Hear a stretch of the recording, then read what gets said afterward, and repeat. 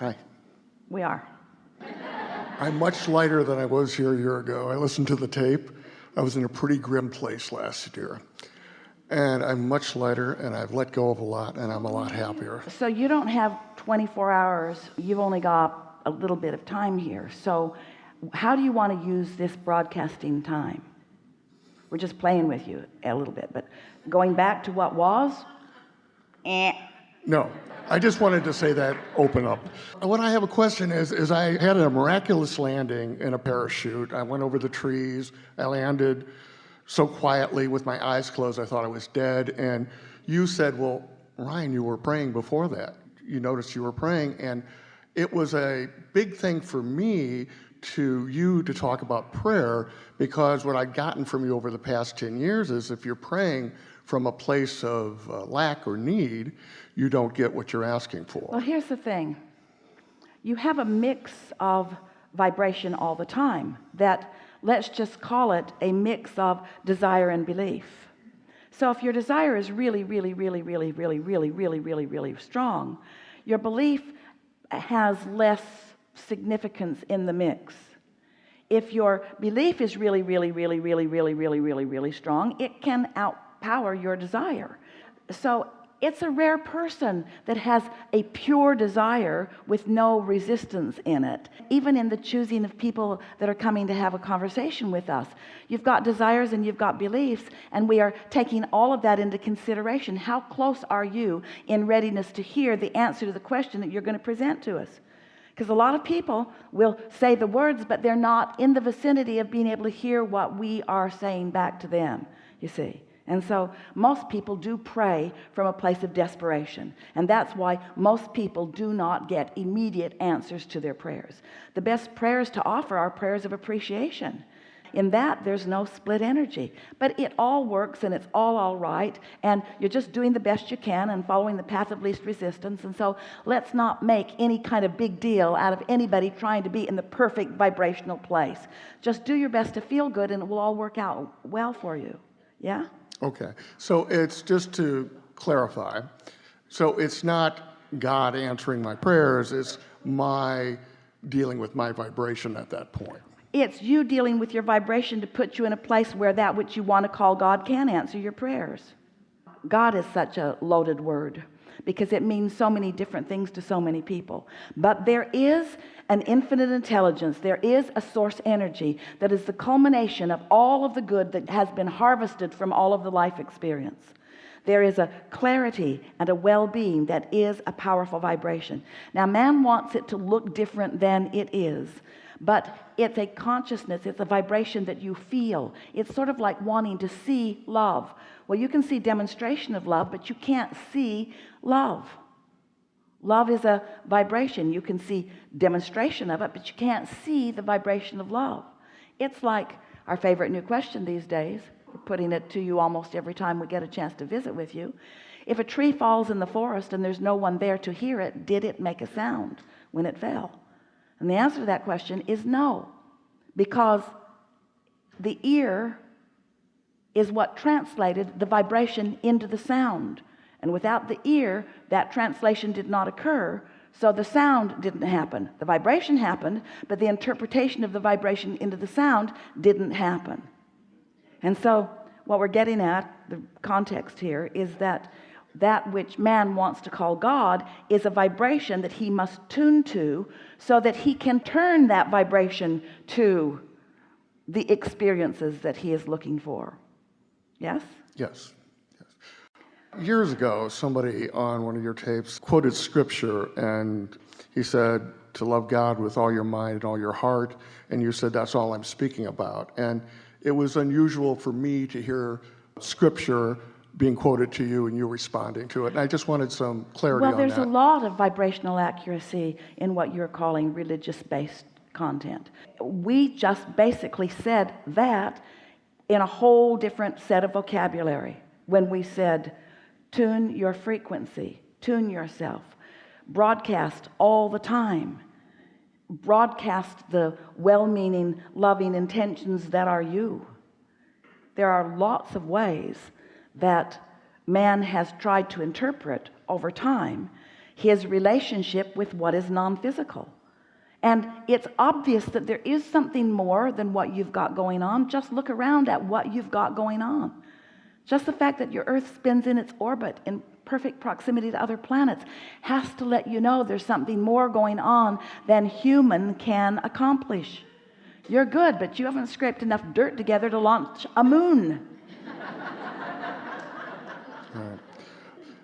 Question I have is, I was reading this book, and that the Incas moved a 40 million ton piece of rock a half a mile. The only thing we moved that's 40 million tons is a battleship.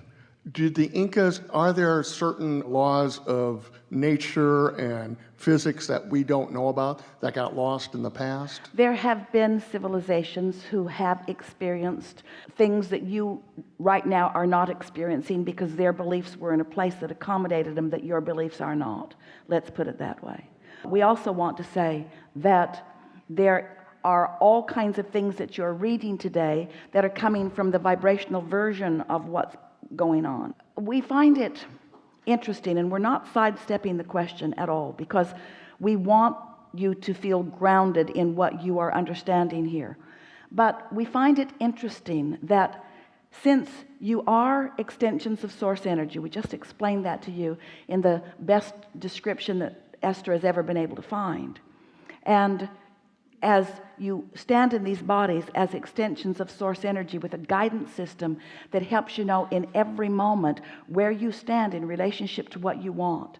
Your inner being knows who you are and what you want from where you stand, and knows where everything that you want is, and knows the precise way to call you in the direction of what you want. In other words, supreme guidance, supreme, specific, exact, precise guidance available for you. And you want to dig up stuff that somebody wrote that you don't even know if it was fiction or fact. You want to dig up stuff that somebody wrote from a vantage point that you can't begin to understand, and try to guide your life by it. And then you join together in groups and kill each other over which text is more accurate about stuff that has nothing to do with you, because you've got your own modern day revelation happening.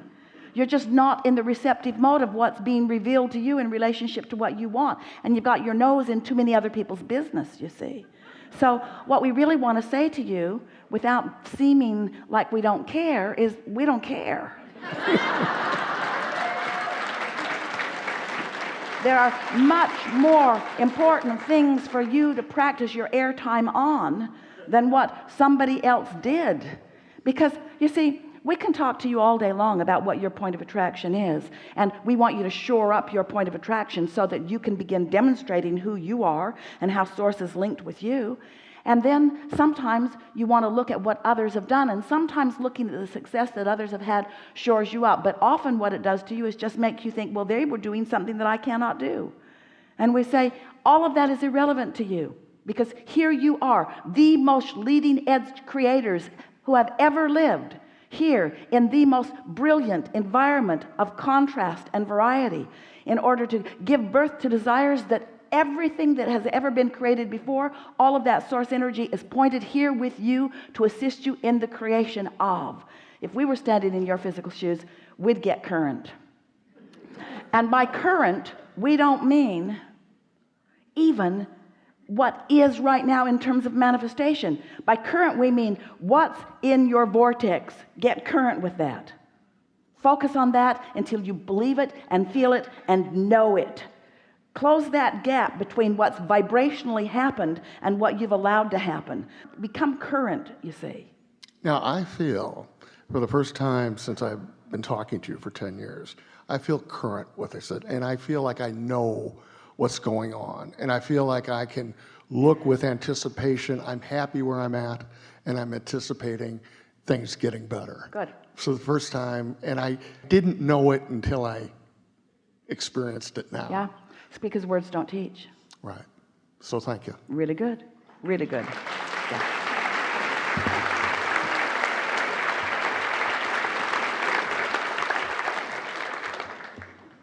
Oh, that was a good one, that conversation. So I want to talk about this thing about being current. And I'm having some interesting experiences that I love. Like before I went on the Canary cruise, your Abraham Hicks cruise this fall, I knew before I left on the cruise that the home I was living in, the way it was presented, wasn't going to be a match to the me I was going to come home as. I painted my entire bedroom. I bought new linens. I bought new towels. And I didn't know who I would be exactly, but I knew it needed to be a little different. And it was awesome to come home and be that new person, matched to that. I attended your workshop last weekend in Asheville, and before I left, I had this inspiration to take a couple of bags, grab up some stuff that didn't fit anymore, drop it off at Goodwill.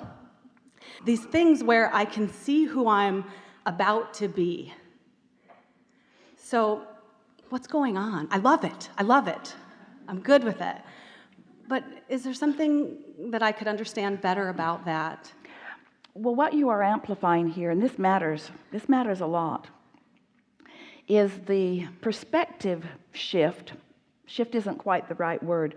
The perspective relationship between what is and what you're observing, and what vibrationally is and what you're observing. And if you've been following us for a while, we've been talking about this vibrational reality, and we call it your vortex. It's a vibrational reality where who you really are is vibrationally dwelling. And who you really are is different, sometimes greatly different and sometimes slightly different from who you are being. And it all has to do with how big that gap is between what the vibration of your vortex is and what the vibration of your day-to-day experience is. So most people are keeping that gap significant by their intense observation of what is.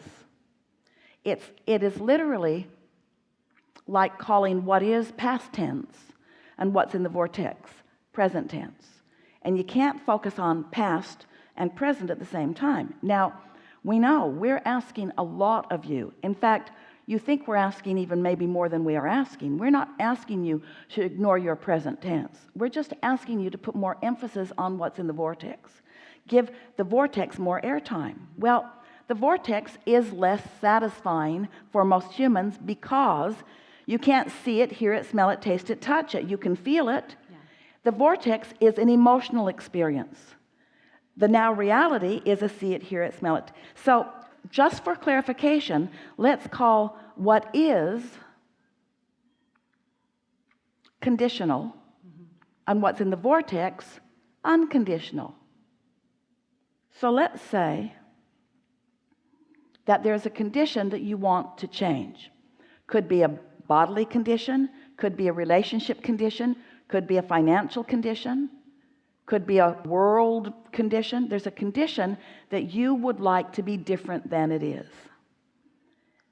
And when you look at it as it is, your very attention to it as it is gets in the way of the evolution you seek. Because conditional doesn't work. Because condition holds you in the past and doesn't let you move into the future. You following this a bit? We know we're stretching your brain to get this, but stay with us because you're on the verge of understanding this. So let's say that what you want is more money. And the condition right now is full of evidence to the contrary. Your bank account tells you by the minute how much is in it. And your wallet does too. And you're moving around in life with all kinds of things that you are seeing and wanting and not being able to afford. Your credit card statements are coming in. In other words, there's a lot of factual information that is confirming to you what is. And we want to say what has been, but what is, what has been. So you can't do anything right now to change that. There's nothing that you can do in this moment that's going to change that right now. Long term you could, but right now it's not going to change. But what can change right now is you can change from worry to fun right now, by focusing. You could change from concern to less concern right now. You could take a path of least resistance. Let's say you've got a job and you don't like it Maybe it changed, maybe you've changed. You don't like your job, you'd like to quit. So you say, I'm going to quit my job. Well, that's not the path of least resistance. Quitting your job isn't the path of least resistance. You don't like it, but quitting it you would not like even more for a lot of reasons. So you can't do anything to change that condition right now. You're sort of trapped in it if you're approaching it conditionally. But you could call it a temporary job. That gives you a little relief. You could call it a short-term job. You could acknowledge that you're on your way to something that you like better. You could acknowledge that that job helps you identify what you like more. In other words, you can have an unconditional improvement in your emotion, and you can do it right now. You can improve your emotion enough that you become a vibrational match to what is current in your vortex, and now you and your vortex are one. There's no split in the vibration. So now the vibration of your vortex can be realized by you. An idea will occur to you. Now you're in the receptive mode, where when you're looking at the money that you don't have, you're not in the receptive mode. You see what we're getting at? It's powerful. When you become unconditional, when you don't spend so much time trying to explain what is by comparing what your is to what somebody else's is, by explaining to somebody else how you got to your what is, by defending your what is, even though your what is doesn't please you right now. And we just want you to let go of that conditional reality just for a little while and accept that everything you want to change is because you believe you will feel better when you do, and that you do have the ability to feel better now, whether any of it changes right now or not. And when you get that, you've got everything. And that's what's going on with you. In other words, you're starting to translate that, which means you're getting ideas about releasing some of that. Most of you spend so much time accumulating whatever it is. Maybe it's relationships, maybe it's money, maybe it's stuff. Go to the store and buy one more thing and bring it home in order to fill a void that can only be filled with this vibrational acuity. In other words, that's what you're reaching for all along. And so what happens is the more you allow yourself vibrational alignment, then the more you enjoy this alignment evolving, not devolving, evolving into more manifestations that please you. And so, of course, isn't it logical that as you evolve vibrationally, that the things that surround you would change too? Right. Yeah. So as I receive these inspirations, these thoughts, it's feeling good for me to just go for it. I've done things that might not seem to make sense in that moment, but they turn out absolutely perfectly. But here's the thing.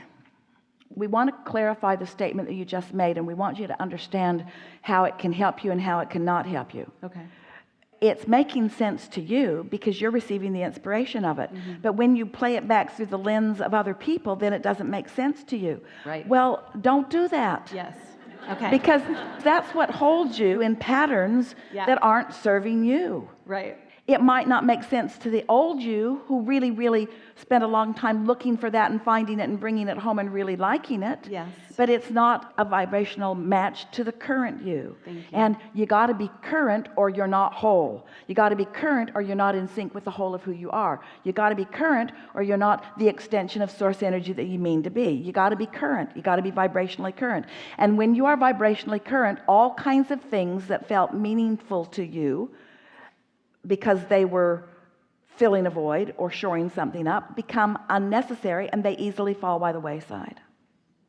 And you get lighter and freer and lighter and freer. And we're not talking you out of possessions. That's not what we mean at all. But we are talking you out of possessions that you're using to justify or validate your goodness or your worthiness or your wholeness, because they will reflect how you feel, you see.